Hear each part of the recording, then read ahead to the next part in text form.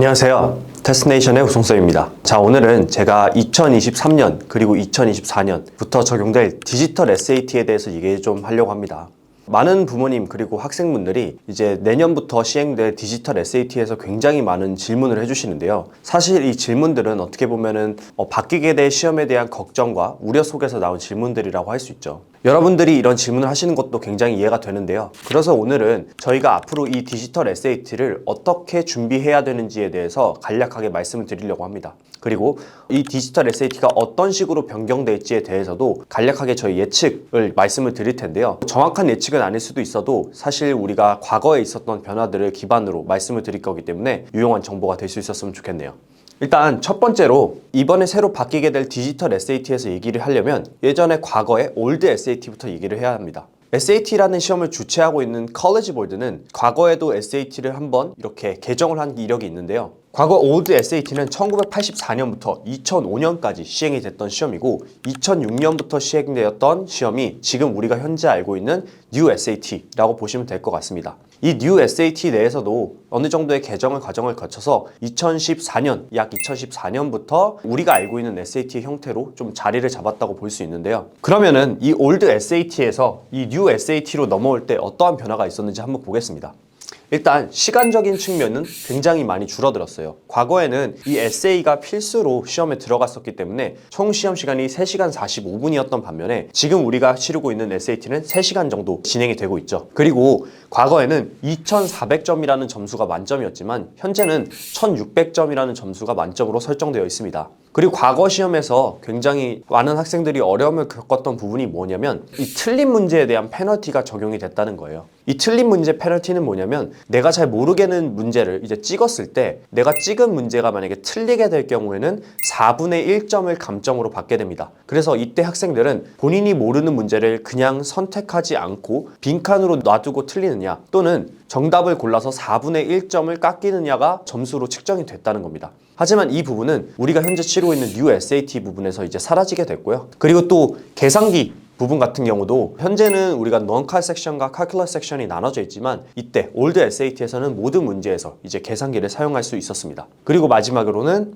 이 수학의 범위에 대한 부분이 조금 바뀌어가지고 지금 옛날에는 이제 algebra 2까지였는데 현재는 이제 pre-cal까지 시험 범위에 들어가고 있죠. 자, 그러면은 우리가 과거 이 올드 SAT를 통해서 알 수 있는 부분이 있다고 말씀드렸죠. 그거는 이제 문제를 보면 어느 정도 알 수 있는데요. 사실 올드 SAT에서 있었던 문제가 New SAT로 넘어오면서 좀 사라진 부분도 있는데 이 사라진 부분에서 잠깐 말씀을 드리자면은 지금 이 문제 같은 경우는 두 단어 간의 릴레이션십을 이제 파악하는 문제였는데 이 문제는 현재는 이제 사라지게 됐고요. 센텐스 블랭크를 단어로 채우는 문제 같은 경우도 현재는 사라진 문제입니다. 이 문제 같은 경우는 사실 라이팅 파트에서는 어느 정도 좀 대체가 됐다고 볼 수 있는데 이런 유형의 문제는 사라졌죠. 하지만 저희가 알아둬야 될 거는 이 문제를 푸는 방식 자체가 그렇게 다르지 않다는 겁니다. 현재 진행되는 SAT에서. 현재 SAT에서도 단어 문제를 내고 있고 근본적으로 내가 단어를 많이 알고 있는 학생은 이 문제를 줘도 이 문제를 맞출 수 있을 겁니다. 이 문제도 사실 올드 SAT의 리딩에서 나왔던 문제들인데요. 사실 이 문제들을 보면은 현재 진행되고 있는 New SAT와의 리딩 문제와 다른 점을 찾기 힘들 정도로 굉장히 유사합니다. 그래서 많은 분들이 이제 올드 SAT에서 New SAT로 넘어올 때도 똑같이 너무 많이 변하는 거 아닐까요? 뭐 짧아진다고 하는데 지문의 길이가 실제로 그때 좀 짧아졌었거든요. 그래서 짧아지니까 다른 방법으로 준비를 해야 되는 거 아닌가요? 라고 질문을 많이 주셨었는데 사실은 이 올드 SAT를 잘 준비했던 학생은 New SAT를 그냥 기존에 바뀐 시험대로 쳐도 전혀 문제가 없었다라는 겁니다.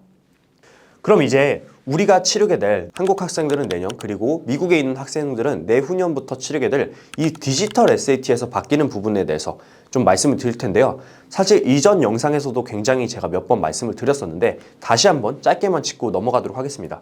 현재 진행되고 있는 Current Paper SAT, 그러니까 New SAT죠. 이 New SAT는 아까 말씀드렸다시피 시간은 13시간 정도 진행이 되고 점수는 1600점 만점, 그리고 수학은 계산기를 사용 가능한 항목과 불가능한 항목이 따로 존재합니다. 이 디지털 SAT로 넘어오게 됐을 때 가장 눈에 띄는 부분은 사실 시간적인 부분인데요. 시간이 지금 2시간 14분으로 약 1시간 1분 정도가 줄었죠. 이거는 리딩, 라이팅 파트가 통합이 되면서 리딩, 라이팅이 합쳐서 64분 동안 진행이 되고요. 그리고 수학 같은 경우가 이제 70분으로 진행이 된다고 합니다. 근데 점수 시스템은 그대로 똑같이 1600점 만점으로 가져오게 됐고 계산기를 모든 항목에서 사용할 수 있도록 통합이 되었습니다.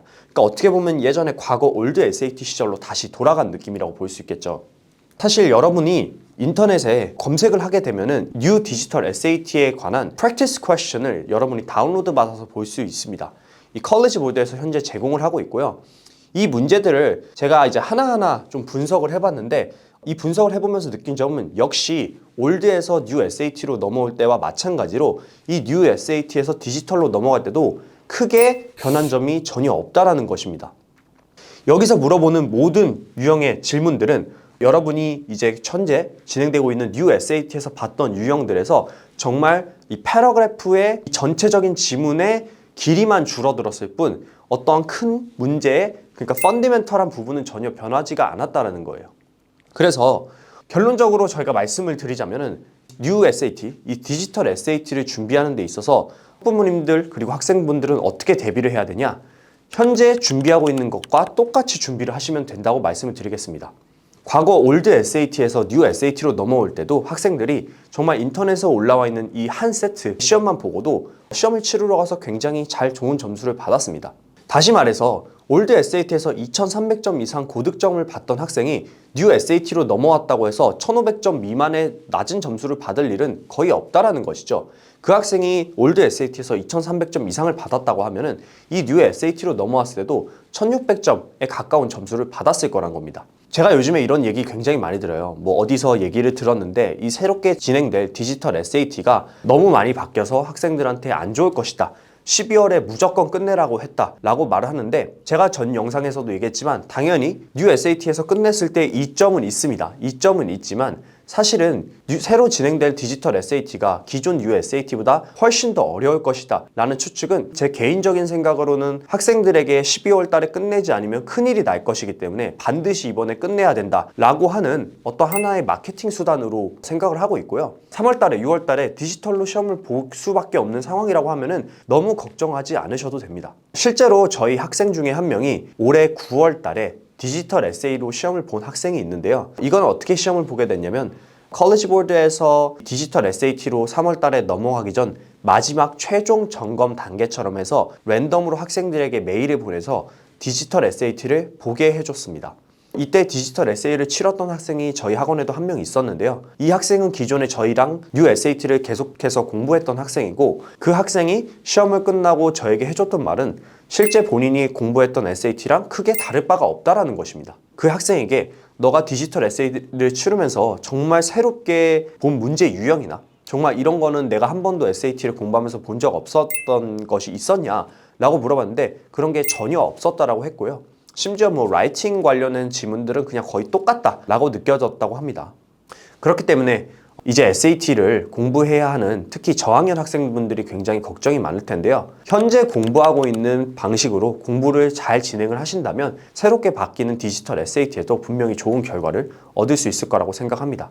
오늘 영상은 이쯤에서 마치도록 하고요. 3월 대비해서 이제 SAT 수업을 열 때는 어느 정도 이 문제 형식에 맞춘 문제들을 학생분들께 제공을 해드릴 거예요. 그러니까 기존에 있던 SAT 방식을 디지털 에세이 같은 문제 방식으로 전환을 해가지고 학생분들하고 이제 수업을 진행하게 될 텐데요. 이 부분에 대해서 아마 학생들이 직접 수업을 들어보면 느낄 거예요. 아, 사실 이 문제가 크게 다르지 않구나 라는 걸 많이 느낄 수 있을 테니까요. 너무 걱정하지 마시고 기존에 하던 대로 꾸준히 잘 준비하시길 바라겠습니다. 감사합니다.